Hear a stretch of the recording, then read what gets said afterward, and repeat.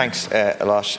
Just quickly, first of all, just want to thank, on behalf of all of the participants in the global March to Gaza, particularly the Irish ones, for the support we received from ordinary people in this country. Express my wish that everybody who's currently being detained by the Egyptian authorities is released and able to go home, and obviously to continue to apply pressure to prevent the sort of scenes we saw yesterday, where over 50 people killed by tanks, Israeli tanks, while queuing to access humanitarian aid, and that the blockade and forced starvation needs to end.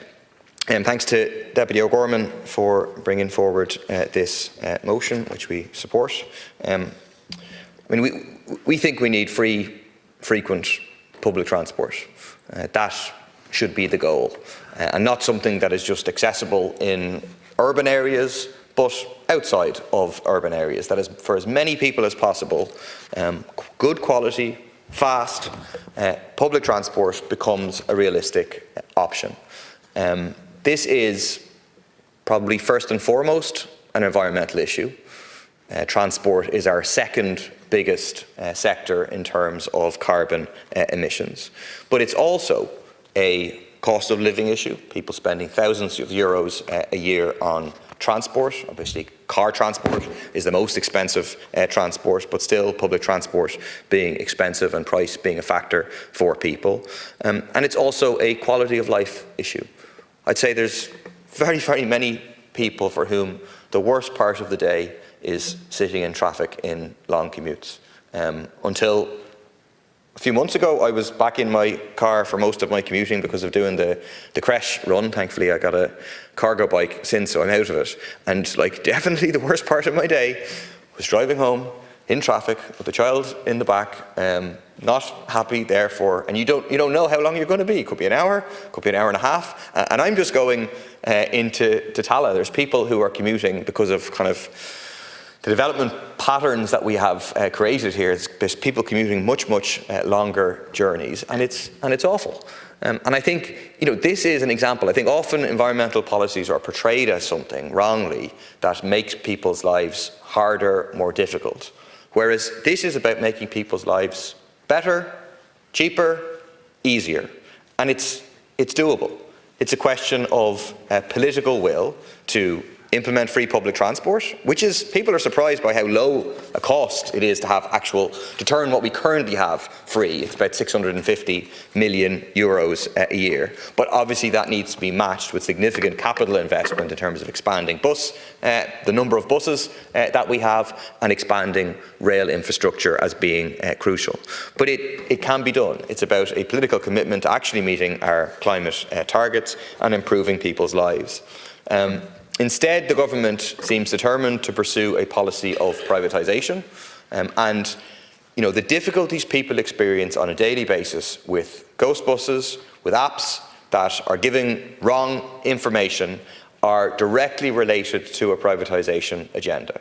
So instead of having an integrated system, we have the NTA, we have TFI, we have Dublin Bus, we have Go Ahead, all talking to each other, but only to a certain degree.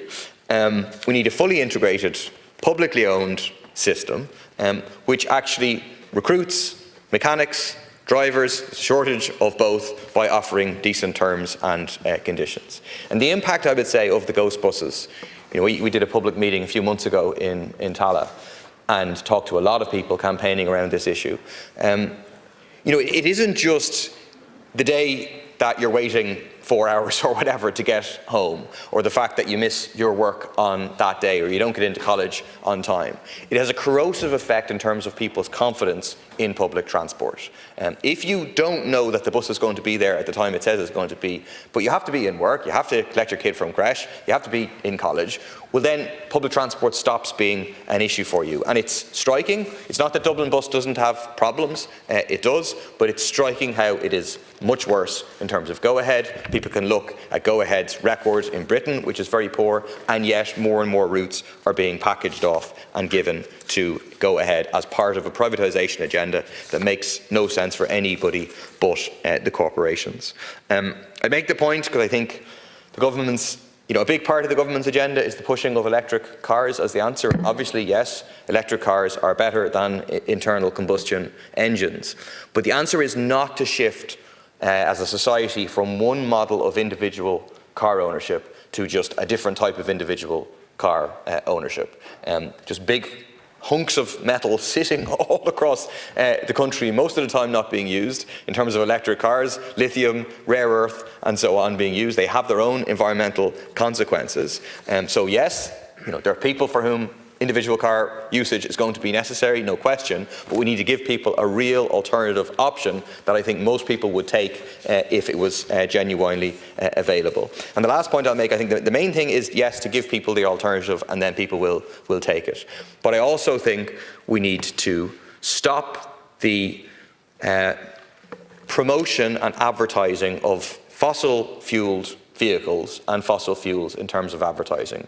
The lie that they promote, the nice driving on open roads, going wherever you want, there's no traffic, is not true, and it's propaganda to try and make people buy into them. So we need to be banning fossil fuel advertising like we banned advertising for smoking and for cigarettes. It's a public health issue as well as being a climate issue. Thanks.